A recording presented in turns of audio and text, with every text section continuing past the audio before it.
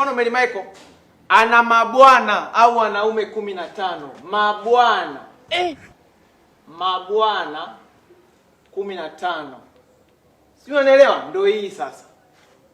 Haya, huyo Mary Michael akaachwa na mabwana hawa wawili. Mabwana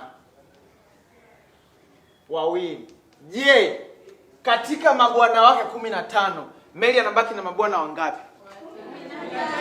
Mabwana 13. Mabwana 13. Si mmenielewa?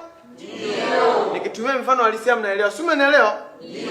Kwa hiyo kutoa ni kupunguza kwenye kitu ambacho unakimiliki ulicho nacho wewe. Kwa hiyo tumeanza kuona kabisa, Mary Michael utanisamehe labda kama niweka idadi ndogo, utanisamehe. Kwa hiyo mabwana anabaki ni 13. Na naweza kutoa mfano mwingine labda. Wewe unaitwa nani?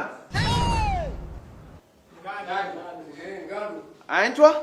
Ngadu. Ngadu. Haya. Mfano Ngadu akiiba kuku 8. Ameiba kuku 8. Sawa? Nyumba ya kwanza. Kesho asikome akaiba tena kuku 7 nyumba nyingine.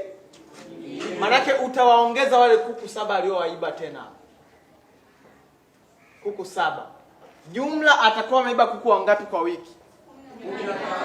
Kwa hiyo wiki nzima Ngadu haibi chini ya kuku 15. Kwa hiyo huyu mwizi kwa wiki nzima ameiba kuku wangapi? 15. Ambao tumetolea mfano ni Ngadu ameiba hawa kuku. Kwa hiyo tafsiri yake hapo Ngadu anakuwa ameiba kuku wangapi? 15.